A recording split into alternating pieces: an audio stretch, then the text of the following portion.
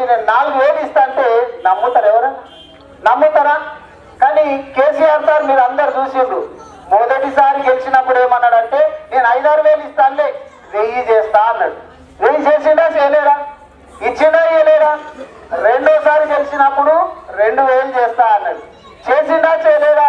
కానీ ఈసారి గెలిచిన తర్వాత 2000 పెన్షన్లకు 5000 చేస్తా అని చెప్పి చెప్తా ఉన్నాడు. 5000 ఎవరైనా కాలో చేతో నాదానున్నోళ్ళు కూనో గుడ్డోళ్ళు ఇటువంటి వాళ్ళు ఉంటే వికలాంగుల పెన్షన్ 4000 వచ్చేటటువంటి వాళ్ళు ఇప్పుడు ఎవరైతే ఉన్నారో వాళ్ళందరికీ కూడా 6000 పెన్షన్ వస్తుంది. మీరందరూ కూడా యాద పెట్టుకోవాలా, ఎవరికన్నా పెన్షన్లు మిగిలిపోయిన వాళ్ళు ఉంటే ఇది అయిపోయిన తర్వాత ఎలక్షన్ అయినాక పెన్షన్ మిగిలిపోయిన వాళ్ళున్నా, రేషన్ కార్డు మిగిలిపోయిన వాళ్ళున్నా వాళ్ళందరికీ తప్పకుండా ఇప్పించే బాధ్యత మాదే అనేటటువంటి మాట కూడా తెలియజేస్తున్నా. ఇప్పుడు ఇందాక చెప్పిన 400 మందికి ఇచ్చినప్పుడు 10 మందికి వస్తలేవు పెన్షన్ అంటే పేరేమన్నా తప్పు పడ్డదా? ఏమన్నా ఉమ్మడి గిట్టని ఎక్కువ తక్కువ పడ్డదా? లేకపోతే ఏమన్నా డాక్టర్ సర్టిఫికేట్ పెట్టేది ఉంటే జర పెట్టలేరు గిట్టనా? ఎండిఓ ఆఫీసులో ఏమన్నా ఆగిందా? ఇది ఆలోచన చేస్తే వస్తుంది. కానీ 400 మందికి ఇచ్చి 10 మందికి ఇచ్చుడు కష్టమవుతుందని చెప్పు. ఏనుగులు తినడానికి పెనుగులు అడ్డమన్నట్టు 400 మందికి ఇచ్చినాక 10 మందికి ఏం కష్టం అవుతుంది చెప్పు. కాబట్టి మా అక్క చెల్లెళ్ళు మీరు అందరూ కూడా ఆలోచన చేసుకోవాలి. మనం ఇప్పుడు మన ముఖ్యమంత్రి ఎట్లున్నాడంటే పుడితే పైసలు ఇస్తున్నారు, సస్తే పైసలు ఇస్తున్నారు. ఇంతకుముందు ఎప్పుడన్నా రైతు ఏదన్నా పెద్దమ్మ నువ్వు జర్ర ఒక్క నిమిషం ఆగుతండి. ఇప్పుడు గతంలో ఎవరన్నా రైతుకి ఇట్లా ఆత్మహత్య చేసుకుంటే ఎవరన్నా లీడర్ అన్నా లేకపోతే చుట్టాలన్నా ఎవరన్నా వచ్చి ఓ 10,000 20,000 ఇస్తారేమని చెప్పి మనం చూస్తాం. బిందెలన్నింటి పక్కగా అమ్మ అక్క అని చెప్పి బతిలాడి పక్కకి జరిపినాక మెల్లగా లోపలికి వస్తుంది. ఇప్పుడు సరే, అప్పుడు ఎంతమంది ఇప్పుడు కొన్ని గ్రామాలలో అయితే పిల్లనేనికే భయపడుతుంది తెలుసా. కొన్ని గ్రామాలలో ఇంకా బార్వాడి కోట్పల్లిలో పోతే మోత్తుపల్లి చెప్తున్నారు, సార్ మా ఊరికి కేసీఆర్ సార్ రాకంటే ముందు పిల్లనేనికే భయపడుతుంది, మేము ఏమంటుంది ఎందుకంటే పిల్లనిచ్చిన తెల్లారి నుంచి నీళ్లు మోపిస్తుంది అనేటటువంటిది. ఈ బాధ ఉంటుండేనా లేకుండా చెప్పు. ఇప్పుడు మీ ఊర్లో కూడా ఇంకా కొంచెం ఏమన్నా సమస్య ఉంటే నీళ్ళది అది కూడా తీరుస్తాము, నాకు తెలుసు కొంచెం ఉండదని. కానీ చాలా వరకు ఇప్పుడు అప్పుడున్నంత బాధ అయితే లేదు కదా. కొంచెం ఉండొచ్చు, కొంచెం పెద్దమ్మ కొంచెం ఆగు పెద్దమ్మ. అప్పుడు ఏమనిపిస్తుంది తెలుసా, మనము కొన్ని గ్రామాలలో అయితే బావిల చుట్టూ బొక్కేళ్ళు పెట్టేసేస్తే ఊరేదాకా పెట్టుకుంటుంటే అట్లాగా ఊరినాక వేసుకొస్తుంటుంది. కొన్ని తాను శనిమిల కడిపోతుంది, శనిమిల ఊరినాక బిందె పెట్టి మీదికెళ్ళి బట్ట పెట్టి ఊరేసుకొని కూడా తెచ్చుకుంటుంటుంది. కొన్ని దూరం మళ్ళీ ఒక్కొక్క బిందె ఏం మోసుకొస్తామని చెప్పి 2 బిందెలు కూడా మోసుకొచ్చి మా అక్క చెల్లెలే కొంతమంది జాకెట్లు చిరిగిపోయింది కూడా కొంతమంది. ఇవన్నీ జరిగినప్పుడు ఏమనిపిస్తుంది, ఏదైనా ట్యాంకర్ వస్తే బిందె దగ్గర పోతే నాకు ఈ బిందె నీళ్లు దొరికితే ముందు నాకే దొరకాలనిపిస్తుంది. మళ్ళా తర్వాత మర్చిపోతాం. ఎవరైనా ఇప్పుడు మీరే కాదు నేనైనా కానీ మనం అప్పుడు గుర్తొస్తాడు, ఆపద ఉన్నప్పుడు దేవుడు గుర్తొస్తాడు, మళ్ళా మర్చిపోతాము. గతంలో ఇప్పుడు కరెంటు రానప్పుడు ఎట్లుంటుండే అప్పుడు అంటే అర్ధమ రాత్రిలో భార్య పిల్లల్ని ఇంట్లో వండబెట్టి కన్నీళ్ళు తీసుకొని చనిపోతుండే.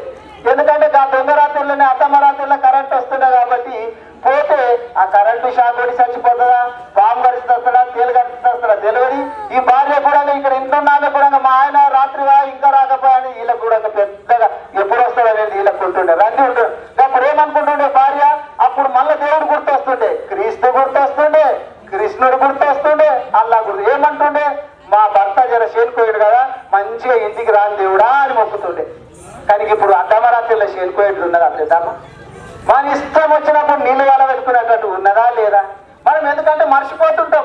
ఎందుకు మరి ఇప్పుడు ఈ ఊర్లో అందాజం ఏం చెప్తున్నా, ఓ 400-500 మందికి పెన్షన్లు వస్తున్నాయి అనుకో, ఒక 10 మందికి ఏదన్నా కారణం చేత రావట్లేదు అనుకో, ఈ 400-500 మంది ఎవరైనా వచ్చి ఉరికొచ్చి నాకు పెన్షన్ వచ్చింది అని చెప్తారా?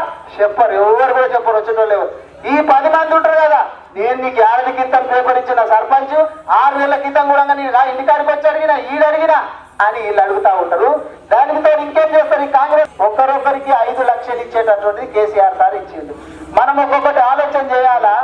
మనం అప్పుడప్పుడు ఎల్ఐసి పాలసీ తీసుకుంటుంటాం. ఎందుకు తీసుకుంటామంటే ఏదైనా కారణం చేత నాకేమన్నా ఆపద వస్తే నా భార్య పిల్లలు ఆగం కావద్దు అని చెప్పి మనం పాలసీ కడుకుంటుంటాం ఊళ్ళల్లో. ఎందుకంటే పాలసీ బీమా ఉన్నదంటే మా పిల్లలకు మా కుటుంబానికి ఓ ధైర్యం అనుకుంటుంటాము.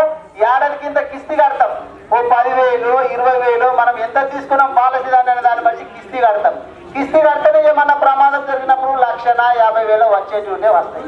మరి మీ ఊర్లో ఇప్పుడు ఆరు మందికి 5 లక్షల రూపాయలు వచ్చినాయి అంటే ఎల్ఐసి వాళ్ళకు ఎవరు కిస్తీ కడితే వచ్చినాయి? మరి ఎవరెవరు కట్టాలి కదా, కట్టకుండా అయితే ఎల్ఐసి వచ్చేయడు కదా. మరి ఎవరు కట్టినట్లు? ఎవరు కట్టిండ్రు? కేసీఆర్ సార్ కట్టిండ్రు. అయితే ఇంకొక ముచ్చట కూడా ఏంటంటే, అవును సార్ బాగుండదు, మీరు భూమి వాళ్ళు వ్యవసాయం చేసుకునేటోళ్ళు చచ్చిపోతేనేమో 5 లక్షలు ఇవ్వబడుతుంది. కొంతమంది కూలినాలు చేసుకునేటోళ్ళే ఉంటారు, గుంట భూమి కూడా ఉండదు. మరి వాళ్ళ కింద చచ్చిపోతే రోడ్డు మీద వాడుడేనా సార్? వాళ్ళ పిల్లలకు భార్యకు దిక్కేం లేదా అనేటటువంటి మొన్న ఆలోచన వచ్చిందంట. వస్తే కేసీఆర్ సార్ అనుకోవడం కరెక్టే కదా. మనం వ్యవసాయం చేసుకునేటోళ్లకు భూమి ఉన్న వాళ్ళకేమో 5 లక్షలు ఇవ్వబడుతుంది.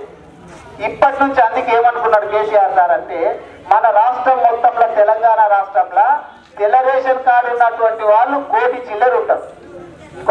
మొత్తము ఉన్నటువంటి ఇల్లేమో 1 కోటి చిల్లర ఉంటాయి.